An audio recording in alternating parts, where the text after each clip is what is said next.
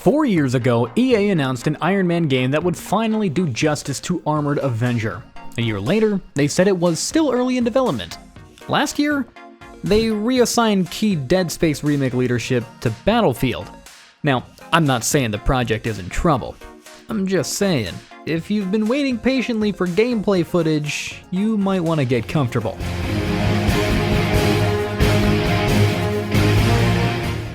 September 2022 was supposed to be a big moment for Iron Man fans. EA and Marvel Games unveiled their partnership with all the usual promises: original narrative, passionate developers, the authentic Iron Man experience we've been waiting for. Oliver Prolux would lead the project, veterans from Guardians of the Galaxy, Star Wars Squadrons, Assassin's Creed Odyssey, a dream team on paper. But here's the thing about the announcement. It came at a very specific time in EA's hiring cycle. Studios announce games early for two main reasons: to generate hype or to attract talent they desperately need. The job listings are what told the real story here. No positions for late-stage development or polish, not specialists coming in for the final push. Entry-level environment artists, core game designers, level designers. These were all the postings of a project that had barely begun. And EA wasn't hiding this fact. They explicitly stated that the game was in pre-production. Which sounds like progress, until you understand what pre-production actually means in game development. They've got pulsar tech! Pre-production isn't making a game. It's figuring out what game you're going to make. During pre-production, studios build prototypes, they test mechanics, write design documents, create proof-of-concept demos for internal stakeholders. They're answering fundamental questions about identity and feasibility. For many AAA games, pre-production lasts roughly 6 to 18 months. Then you move into production, where the actual game gets built. So when EA announced Iron Man in September of 2022 as being in pre-production, that suggested a potential 2025 or 2026 release at the earliest. Ambitious, but reasonable. Except, as of late 2023, job listings and developer updates suggested the project was still in early development. Still early development. More than 12 months in. It's not a typical timeline. I mean, it's well longer than average, and potentially concerning. And it gets more interesting when you look at what else Motive was doing during this period. Sir, hostiles inbound, 10 o'clock! So much for a hero's welcome. Before Iron Man, before Dead Space, Motive had another ambitious project. Internal codename Gaia. A 2020 promotional video called highly ambitious and innovative, putting power and creativity in your hands. Classic EA marketing language that reveals nothing and promises everything. Behind the scenes, Gaia was fracturing the studio. When the Star Wars Battlefront 2 team folded into the Gaia project in 2018, it created what Bloomberg described as cultural clashes. Studio executives left. Jade Raymond, who founded Motive, departed that same year. The project rebooted. Then in February 2021, EA canceled Gaia entirely. Years of work gone.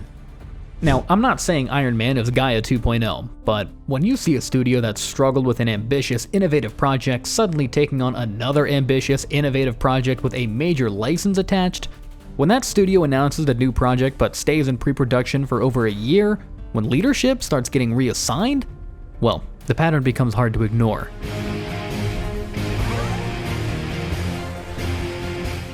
November 2024 brought the announcement that should have concerned every Iron Man fan. Felipe Dashum and Roman Campos Oriola, the executive producer and creative director who led the acclaimed Dead Space remake, were joining the Battlefield franchise. Not leaving Motive, just shifting priorities. Why? Patrick Klaus, Motive's general manager, assured everyone that Iron Man remains an important priority. Important priority. Not the priority. Not our focus. Just important priority. In the same breath, he mentioned that the Iron Man team had hit a major internal milestone, which sounds positive, until you consider the timing. You don't reassign your proven leadership team from one project to another if that first project is hitting its stride. You don't pull the people who successfully resurrected Dead Space unless you need them to rescue something else. Or unless the project they're leaving can afford to lose them. Because here's what major internal milestone might actually mean. They've finished pre-production. They've figured out what the game is supposed to be, and now a smaller team can handle production while the heavy hitters move on. Except Iron Man isn't a game you can phone in with a skeleton crew. He's down. February 2024, EA announces layoffs affecting nearly 670 people.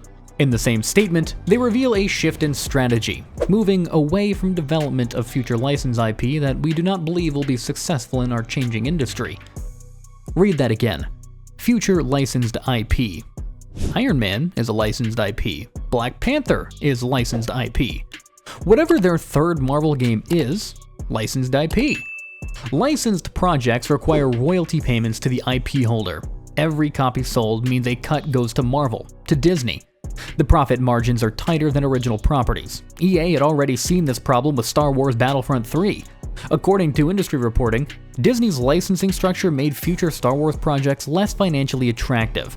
So when EA says they're moving away from licensed IP, it's not a vague philosophical statement. It's a financial decision that raises questions about every licensed game in their pipeline. Now, EA and Marvel both issued statements insisting their 3-game deal remains intact. But here's what's notable about those statements. They came only after fans and journalists started asking pointed questions following the Black Panther cancellation. Cliffhanger's Black Panther project? Black Panther was reportedly cancelled. The third game in the deal was never formally revealed. Probably never will be. Iron Man is currently the only publicly active Marvel project currently in development at EA. The last game standing in a deal that EA publicly stated that they're moving away from.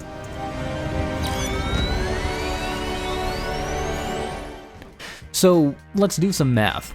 September 2022, announced pre-production. Late 2023, job listings still indicate early development. November 2024, major milestone hit, leadership reassigned. If you're generous and assume that major milestone meant completing pre-production in late 2024, that's over 2 years in pre-production.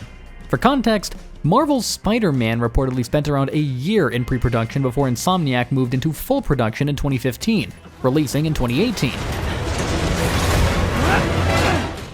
God of War had a similar timeline. We are not men. We are more than that. Even Cyberpunk 2077, with all its development hell, spent just 18 months in pre-production before production ramped up. 2+ years can suggest either extraordinary ambition or underlying complications. Given Motive's history with Gaia, given EA's new stance on licensed IP, given the leadership reassignments, I'm betting on problems.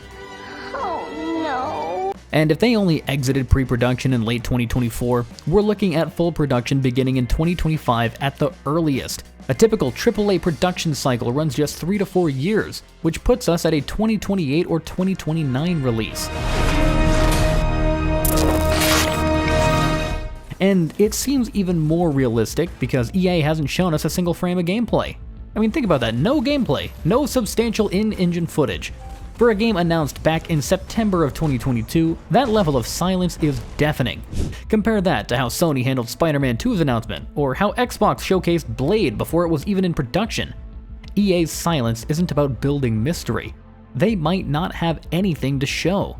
Because when you spend 2 years figuring out what your game is supposed to be, and you don't have any assets ready for public consumption, and when your studio is simultaneously supporting Battlefield, with your legs, not your back. Are you lifting? You don't have bandwidth to create marketing materials for a game that's years away from completion. The job listings remain active, senior positions, core roles. These aren't the postings of a game nearing completion. These are the postings of a game still building its foundation. So why keep talking about Iron Man at all? Why not just quietly shelve it like Gaia? Well, because of the Marvel deal. EA committed to 3 games. They've already canceled one, they've gone silent on another, and canceling Iron Man would complicate their relationship with Marvel and Disney. I mean, that is a bridge EA just can't afford to burn, even if the financial reality of licensed IP has changed. So, Iron Man survives in development limbo. Not dead, but not exactly thriving. Important priority, but not the priority. Making progress, but always still early. It's the perfect corporate holding pattern. I am Iron Man. EA Motive's Iron Man isn't vaporwave. It is real, it is actually in development, and people are working on it. But it's much further away than anyone at EA wants to admit. Further away than the announcement suggests, further away than fans probably realize.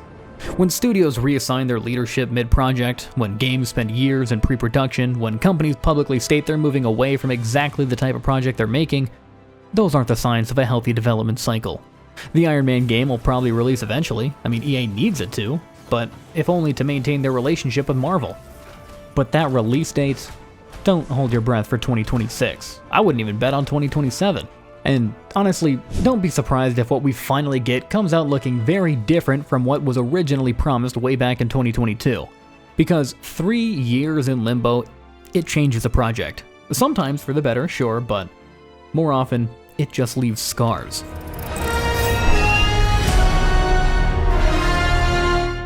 But what do you think? Is Iron Man further along than it seems, or is EA just buying time while they figure out what to do? Have you been following this project since the announcement, or did you even forget it was happening? Let me know down in the comments below. And if you want to stay updated on games trapped in development hell, be sure to hit that subscribe button. We'll be here watching the timelines and reading between the corporate statements.